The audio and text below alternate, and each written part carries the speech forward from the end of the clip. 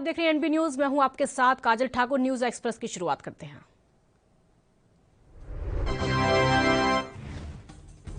मोदी मंत्रिमंडल विस्तार इसी हफ्ते किया जाएगा। खबर मिल रही है कि 7 जुलाई को प्रधानमंत्री नरेंद्र मोदी मंत्रिमंडल का विस्तार करेंगे। पीएम मोदी के नए मंत्रिमंडल में 17 से 22 मंत्री शपथ लेंगे। माना जा रहा है कि जिन राज्यों में अगले साल विधानसभा चुनाव होने हैं उन राज्यों में सोशल इंजीनियरिंग को ध्यान में रखते हुए मंत्रिमंडल में तरजीह दी जाएगी।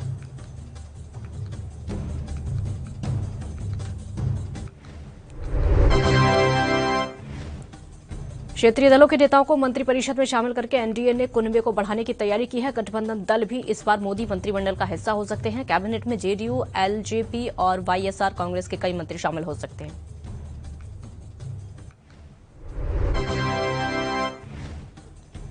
प्रधानमंत्री नरेंद्र मोदी ने कोविन कॉन्क्लेव को संबोधित किया है और कहा कि दुनिया भर के देशों में महामारी से जान गंवाने वालों के प्रति मेरी गहरी संवेदना है। पिछले 100 साल में इस तरह की महामारी देखने को नहीं मिली थी। अनुभव से पता चलता है कि कोई भी राष्ट्र, चाहे वो कितना भी शक्तिशाली क्यों ना हो, अकेले में इस तरह की चुनौती का समाधान नहीं कर सकता।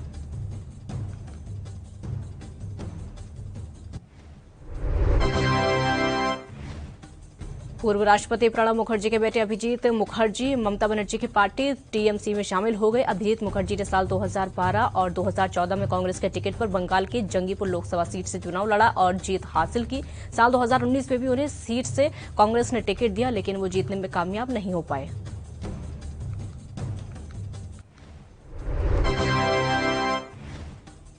टीएमसी में शामिल होने के बाद अभिजीत मुखर्जी ने कहा कि ममता बनर्जी ने जिस तरह बीजेपी के सांप्रदायिक लहर को रोका, मुझे विश्वास है कि भविष्य में वो दूसरों के सहयोग से पूरे देश में ऐसा ही कर पाएंगी। पश्चिम बंगाल विधानसभा चुनाव के नतीजों के बाद कई टीएमसी के नेता दामन थाम चुके हैं, पार्टी में वापसी कर चुके हैं। हाल ही में मुकुल रॉय की बीजेपी से टीएमसी में वापसी हुई है, घर वापसी हुई है और अब अभिजीत मुखर्जी ने भी दामन थामा। बसपा सुप्रीमो मायावती ने बीजेपी पर आरोप लगाया कि वो देश के कुछ राज्यों में होने वाले विधानसभा चुनाव में अपनी कमजोरियों पर पर्दा डालने के लिए धर्मांतरण के मुद्दे को राजनीतिक रंग देना चाहती है। इसी विषय पर अब जो कार्रवाई हो रही है वो बहुत पहले की जानी चाहिए थी।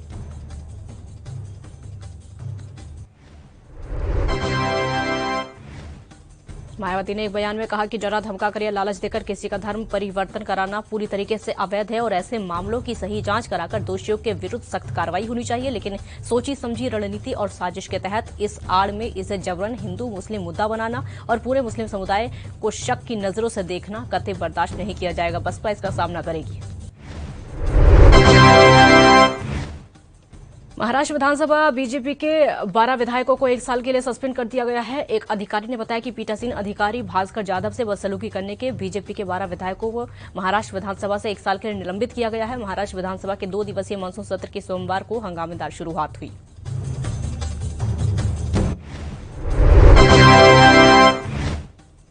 राज्य के संसदीय कार्य मंत्री अनिल परब ने विधायकों को निलंबित करने का प्रस्ताव दिया, जिसे ध्वनि मत से पारित किया गया। परब ने कहा कि 12 विधायकों को निलंबित की अवधि के दौरान मुंबई और नागपुर में विधान परिमंडल में प्रवेश की अनुमति नहीं दी जाएगी।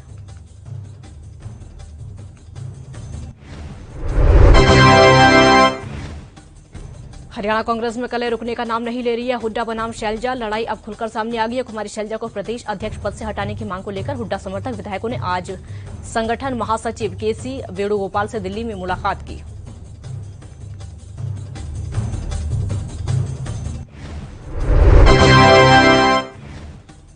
हुड्डा समर्थक विधायकों ने कुमारी शैलजा के खिलाफ मोर्चा खोल दिया। आज दिल्ली में पहले तो 21 हुड्डा समर्थक विधायकों ने भूपेंद्र सिंह हुड्डा के साथ बैठक की। फिर इनमें से 5 विधायकों का प्रतिनिधिमंडल कांग्रेस के संगठन महासचिव केसी वेणुगोपाल से जाकर मिला।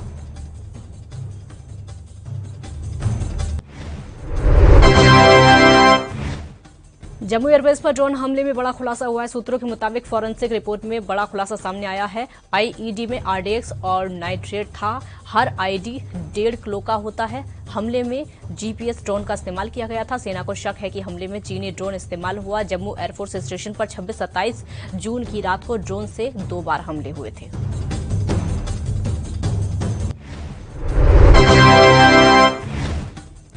राजस्थान के मुख्यमंत्री अशोक गहलोत ने वैक्सीन की कमी को लेकर शिकायत की है। उनका कहना है कि आज भी कई जिलों में टीकाकरण का काम बंद रहा। वैक्सीन की कमी के कारण आज भी अधिकांश जिलों में वैक्सीनेशन का काम रुका रहा।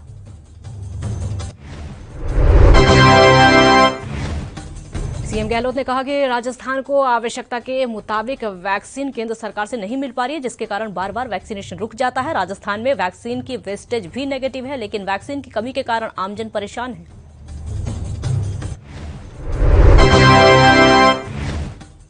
आरजेडी के 25वें स्थापना दिवस पर पार्टी सुप्रीमो लालू प्रसाद यादव ने पार्टी नेताओं, कार्यकर्ताओं समेत राज्य भर की जनता को संबोधित किया। वर्चुअल संबोधन के दौरान उन्होंने ये ऐलान किया कि वो जल्द बिहार आएंगे और लोगों से रूबरू होंगे। केवल पटना में ही नहीं बल्कि राज्य के हर जिले का दौरा करेंगे और वहां के लोगों से मिलकर अपने विचार रखेंगे।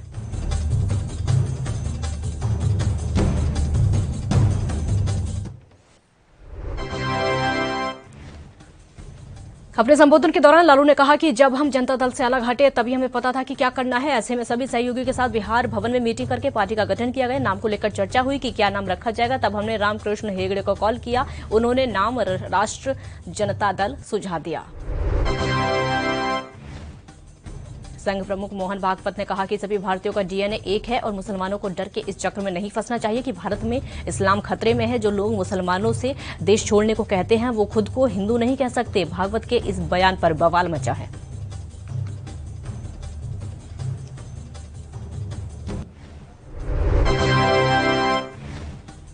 मायावती ने आरएसएस प्रमुख मोहन भागवत के हिंदू मुस्लिम के एक बयान को सामने लाते हुए अपना ही बयान सामने रख दिया। मुस्लिम के एक समान डीएनए वाले बयान पर निशाना साधा है। मायावती ने कहा है कि आज तक आरएसएस ने अपनी संकीर्ण मानसिकता का ही परिचय दिया है। बीजेपी और आरएसएस की कथनी और करनी में बहुत फर्क है।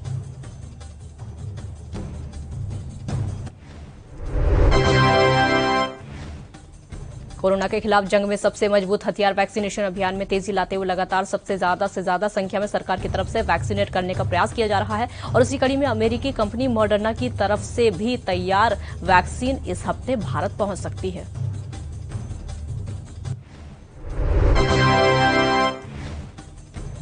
निषाद पार्टी के अध्यक्ष संजय निषाद का दावा है कि निषाद समाज की नाराजगी की वजह से भारतीय जनता पार्टी को पंचायत चुनाव में नुकसान उठाना पड़ा। उसके समाज की मांग है कि बीजेपी उन्हें उप मुख्यमंत्री बनाए। उन्होंने घोषणा की है कि बीजेपी के साथ उनका गठबंधन जारी रहेगा।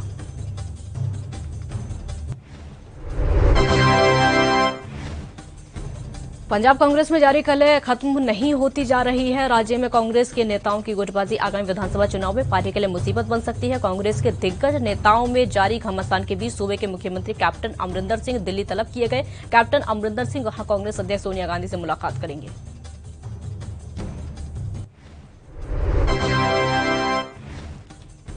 वहीं बताया जा रहा है कि सोनिया गांधी के साथ कैप्टन अमरिंदर सिंह की मुलाकात मंगलवार को हो सकती है। बैठक में पार्टी में जारी कलह पर कांग्रेस आलाकमान के साथ मंथन होगा। बैठक में ऐसा फार्मूला तैयार किया जाएगा जिससे कांग्रेस नेताओं की आपसी फूट खत्म हो और अंतिम मसौदे पर बातचीत हो। पार्टी के लिए अभी सबसे बड़ा सिरदर्द यह है कि किस तरह से नवजोत सिंह सिद्धू और उनके खेमे की नाराजगी दूर करें।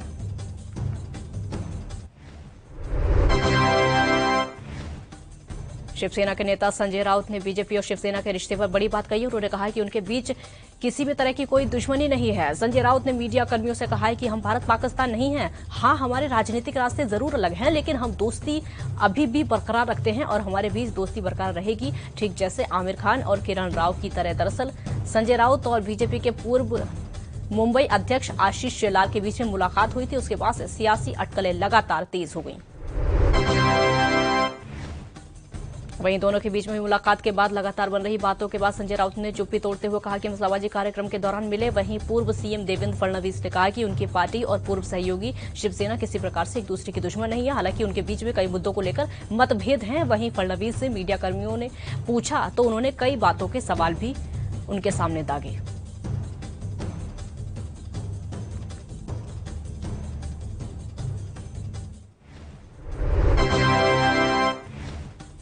बांग्लादेश की प्रधानमंत्री शेख हसीना ने पीएम मोदी और पश्चिम बंगाल की सीएम ममता बनर्जी को 2600 किलो आम भेजे हैं। अधिकारियों के हवाले से बांग्लादेशी न्यूज एजेंसी ने ये जानकारी दी है। आमों की ये खेप बांग्लादेश से ट्रकों के जरिए आई है, जिसमें 260 पेटियों में ये आम रखे हुए हैं। वहीं बांग्लादेशी मीडिया के मुताबिक हसीना ने पूर्वोत्तर असम, मेघालय, मिजोरम और त्रिपुरा के मुख्यमंत्रियों को भी आम भेजने की योजना बनाई है। दरअसल ये राज्य बांग्लादेश के साथ सीमा साझा करते हैं।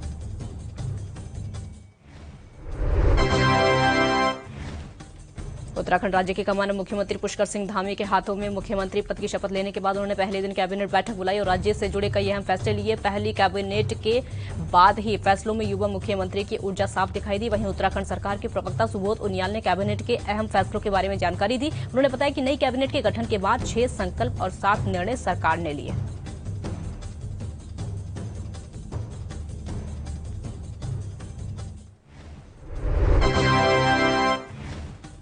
बीएसपी के पूर्व सांसद दाऊद अहमद की इमारत पर प्रशासन ने बुलडोजर चलवा दिया और देखते ही देखते 100 करोड़ की बिल्डिंग जमींदोज हो गई। दरअसल बीएसपी के पूर्व सांसद दाऊद अहमद लखनऊ में रिवर बैंक कॉलोनी के पीछे 7 मंजिला इमारत बनवा रहे थे। आरोप है कि वो अवैध निर्माण था। आरोप ये भी था कि भारतीय पुरातत्व सर्वेक्षण के नियमों को दरकिनार करते हुए इस इमारत का निर्माण करवाया गया। अक्टूबर 2018 में ही दाऊद अहमद को पुरातत्व विभाग ने नोटिस भेजा था, लेकिन दाऊद ने नोटिस को दरकिनार कर दिया था।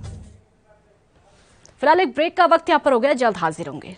ब्रेक के बाद एक बार फिर स्वागत है आपका। उत्तर प्रदेश के मुख्यमंत्री योगी आदित्यनाथ की तस्वीर आपको दिखाते हैं। वाराणसी में इस समय उत्तर प्रदेश के मुख्यमंत्री योगी आदित्यनाथ मौजूद हैं और ये देखिए मीटिंग की तस्वीरें आपके सामने। कई अधिकारी इस समय मीटिंग में मौजूद हैं। मुख्यमंत्री खुद भी वाराणसी में मीटिंग इस समय कर रहे हैं। लाइव तस्वीरें आपकी टीवी स्क्रीन पर। पुलिस अधिकारी भी इसमें मौजूद हैं।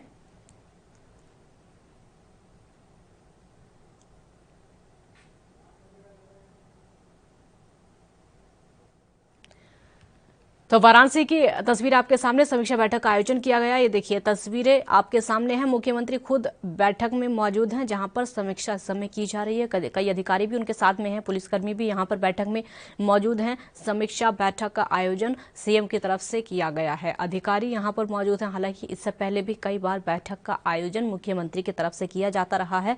ये देखिए किस तरीके से रामेश्वर में पर्यटन विकास का कार्य, उसका ब्यौरा देखा जा रहा है, उसकी समीक्षा इस समय की जा रही है, जो प्रोजेक्टर के जरिए सभी को दिखाई जा रही है बाकायदा यहां पर।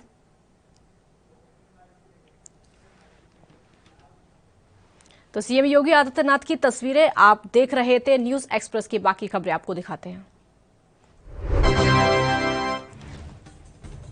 यूपी के चर्चित गोमती रिवर फ्रंट घोटाले में सीबीआई ने बड़ी कार्रवाई की है। सीबीआई की एंटी करप्शन विंग घोटाले को लेकर कई ठिकानों पर छापेमारी की गई है। सीबीआई की टीम ने यूपी के अलावा राजस्थान और पश्चिम बंगाल में 40 जगहों पर छापेमारी की। यूपी में राजधानी लखनऊ, नोएडा, गाजियाबाद, बुलंदशहर और रायबरेली में छापेमारी की गई। आपको बता दें कि शुक्रवार को 190 लोगों पर केस दर्ज किया गया।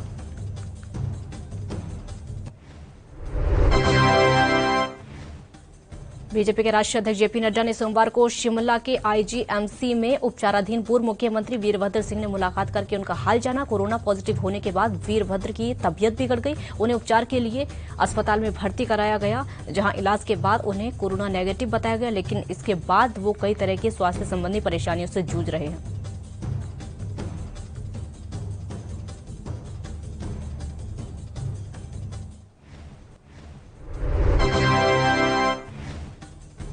इंडियन मेडिकल एसोसिएशन की ओर से योग गुरु बाबा रामदेव पर देश के अलग अलग हिस्सों में एफआईआर से जुड़े मामलों में सोमवार को सुप्रीम कोर्ट में सुनवाई हुई और रामदेव की ओर से सर्वोच्च अदालत में सभी याचिकाओं पर स्टे लगाने और सभी मामलों को दिल्ली शिफ्ट करने की मांग की गई। सुनवाई के दौरान इंडियन मेडिकल एसोसिएशन की ओर से जानकारी दी गई कि उन्होंने रामदेव की ओर से दिए गए विवादित बयान को अदालत में जमा कराया।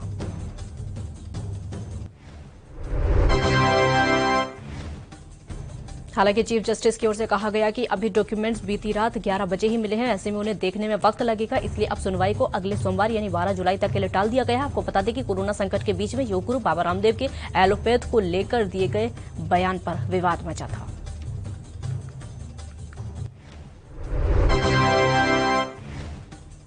कोरोना की दूसरी लहर अभी पूरी तरह थमी नहीं है, जबकि तीसरी लहर जल्द आने की आशंका जताई जा रही है। भारतीय स्टेट बैंक ने अपनी रिपोर्ट में कहा है कि भारत में कोरोना की तीसरी लहर अगले महीने यानी अगस्त में दस्तक दे सकती है और सितंबर में ये लहर अपने चरम पर होगी, यानी कोरोना महामारी की तीसरी लहर सितंबर महीने में अपने पीक पर पहुंच सकती है। एसबीआई रिपोर्ट के अनुसार अगस्त महीने के दूसरे पखवाड़े से कोरोना के बढ़ते मामले सामने आए।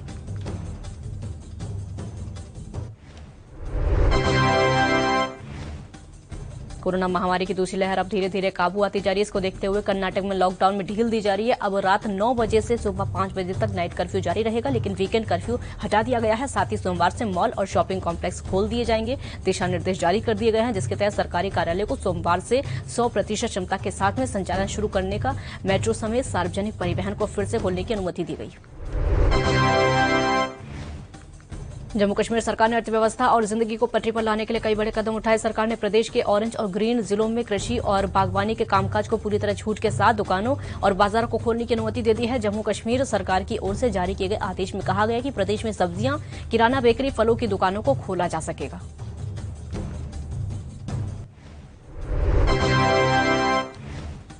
उत्तर प्रदेश के नोएडा में कोरोना महामारी की पाबंदियों के बीच चल रहे gym, stadium, cinema hall, multiplex सोमवार से 50% क्षमता के साथ में खोले गए। फिल्म दर्शकों को अभी फिल्मों के रिलीज होने का इंतजार होगा। सिनेमा हॉल संचालकों को शंका है कि अभी सिनेमा हॉल पहले की तरह नहीं चलेंगे। उनका कहना है कि सब कुछ ठीक रहा तो जल्द ही सिनेमा हॉल खुलेंगे।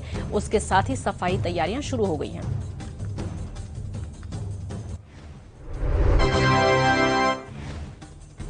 उत्तराखंड में नेतृत्व परिवर्तन के बाद एक बार फिर से मुख्य सचिव के बदले जाने की अटकलों के बीच में खबर है कि उत्तराखंड बेंच के आईएएस अधिकारी एसएस संधू को मुख्य सचिव बना दिया जा सकता है। आपको बता दें कि एसएस संधू उत्तराखंड के 1988 बैच के आईएएस अधिकारी हैं, जो कि वर्तमान समय में केंद्र में लगातार अपनी जिम्मेदारियां संभाल रहे हैं।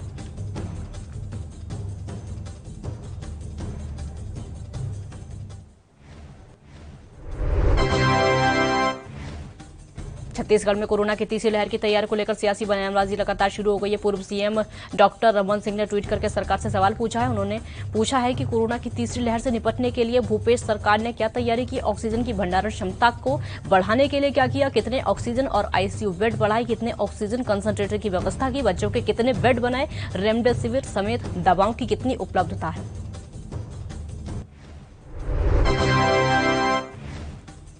वहीं पूर्व सीएम रमन सिंह के सवाल पर मंत्री रविंद्र चौबे ने पलटवार किया है। चौबे ने कहा है कि मुझे लगता है कि केवल बयानबाजी करने और मीडिया में चर्चा रहने के लिए रमन सिंह ऐसी बातें करते हैं। मैं उन्हें कहना चाहता हूं कि उनके खुद के कार्यकाल में पूरे छत्तीसगढ़ में कितने डॉक्टर कार्यरत थे उनको खुद भी नहीं पता है। उनके कार्यकाल में डॉक्टरों की जो संख्या थी केवल 1200। सिर्फ 2.5 साल के भूपेश सरकार के कार्यकाल में डॉक्टरों की संख्या 3100 को पार कर गई।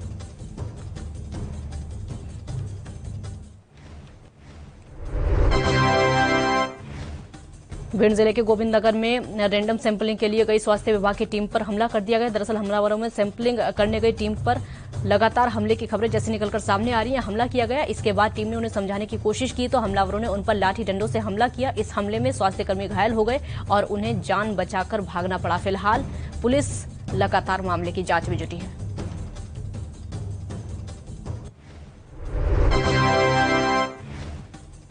पलवल में होटल के रेस्ट हाउस में आम आदमी पार्टी के राज्यसभा सांसद सुशील गुप्ता ने एक प्रेस कॉन्फ्रेंस की। इस दौरान गुप्ता ने कहा कि आम आदमी पार्टी हरियाणा की सभी विधानसभा सीटों में नगर परिषद, जिला परिषद, पंचायत समिति और पंचायत के चुनाव में अपने सिंबल पर लड़ेगी। सांसद ने कहा कि वो दिल्ली मॉडल को लेकर जनता के बीच जाएंगे।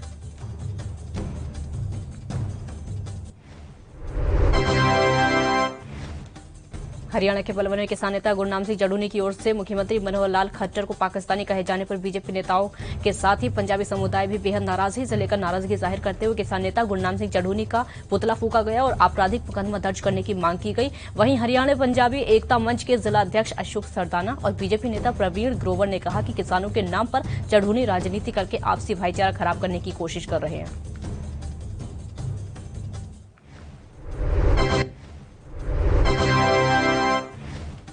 हरियाणा के पलवल में परिवार नियोजन के प्रति लोगों को जागरूक करने के लिए 11 जुलाई से 24 जुलाई तक परिवार नियोजन का पखवाड़ा मनाया गया। उप सिविल सर्जन डॉक्टर रेखा सिंह ने बताया कि परिवार नियोजन से माता और शिशु दोनों स्वस्थ बच्चे रहेंगे और परिवार आर्थिक रूप से मजबूत बनेगा। इस दौरान उप सिविल सर्जन ने बताया कि जिले में सबसे ज्यादा डिलीवरी नागरिक अस्पताल, होटल और हथीन सीएचसी में हुई।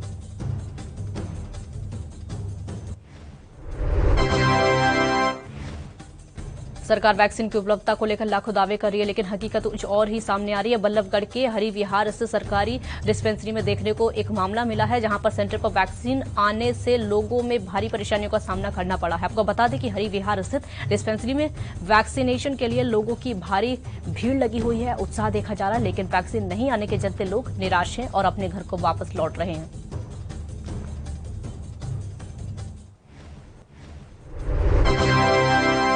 उत्तराखंड के अल्मोड़ा में कोरोना महामारी से हजारों प्रवासी लोग अपने घरों को लौट चुके हैं, जो कि बेरोजगारी का दंश झेल रहे हैं। ऐसे में उनको रोजगार देने के लिए अल्मोड़ा हवालपुर बाग ब्लॉक प्रमुख बबीता भाकुनी ने बड़ी पहल की है। अभी तक उन्होंने 1098 लोगों को रोजगार से जोड़ा है। और आपको बता दें कि बबीता भाकुनी ने बताया कि उनके ब्लॉक में कई प्रवासी आए हैं, जिनको बकरी पालन, भेड़ पालन, कंप्यूटर सिलाई, ब्यूटिशियन का प्रशिक्षण देकर रोजगार दिया है, जो कि आज अपना रोजगार कर रहे हैं।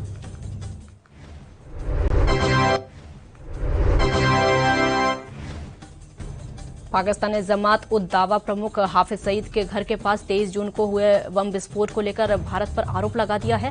पाकिस्तान के राष्ट्रीय सुरक्षा सलाहकार मोइन यूसुफ ने आरोप लगाया है कि हमले का मास्टरमाइंड एक भारतीय नागरिक है और वो रोज से जुड़ा हुआ है। इस हमले में 3 आरोपियों की मौत हुई और 24 लोग घायल हुए थे। वहीं प्रधानमंत्री इमरान खान ने ट्वीट करके आरोप लगाया कि इस जघन्य आतंकी हमले की योजना और फाइनेंसिंग का लिंक भारत से है।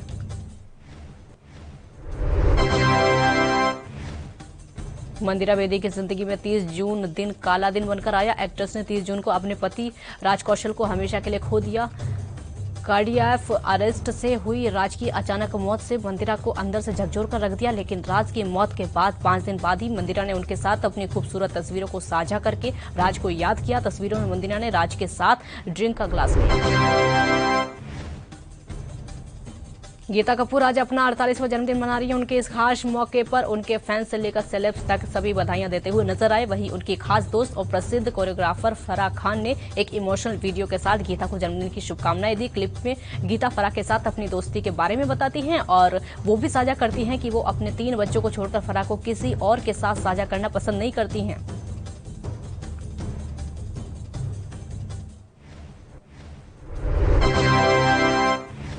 विद्या बालन की फिल्म शेरनी की सफलता से अकेडमी अवार्ड की चयन समिति में शामिल होने तक विद्या बालन इन दिनों कई पॉजिटिव कारणों से चर्चा में है। विद्या बालन ने एक और उपलब्धि हासिल कर ली है। दरअसल गुलमर्ग कश्मीर में एक सैन्य फायरिंग रेंज का नाम विद्या बालन फायरिंग रेंज रखा गया है। ये किसी के लिए भी बड़े सम्मान की बात हो सकती है। विद्या बालन पिछले 1.5 दशक से बॉलीवुड की दुनिया में सक्रिय हैं और अपने अभिनय से लोगों का दिल जीत रही हैं।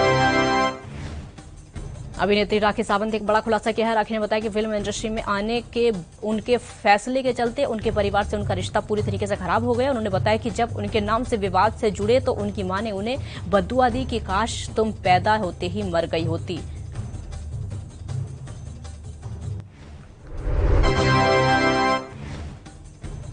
दिग्गज मुक्केबाज एमसी मैरीकॉम और हॉकी कप्तान मनप्रीत सिंह को टोक्यो ओलंपिक खेलों के लिए भारतीय दल का ध्वजवाहक चुना गया है। दोनों 23 जुलाई को होने वाले टोक्यो खेलों में उद्घाटन समारोह में भारतीय दल की अगुवाई करेंगे। आपको बता दें कि ओलंपिक खेल 8 अगस्त 2021 तक होंगे। स्टार पहलवान बजरंग पुनिया ओलंपिक खेलों के समापन समारोह में भारतीय दल के ध्वजवाहक होंगे।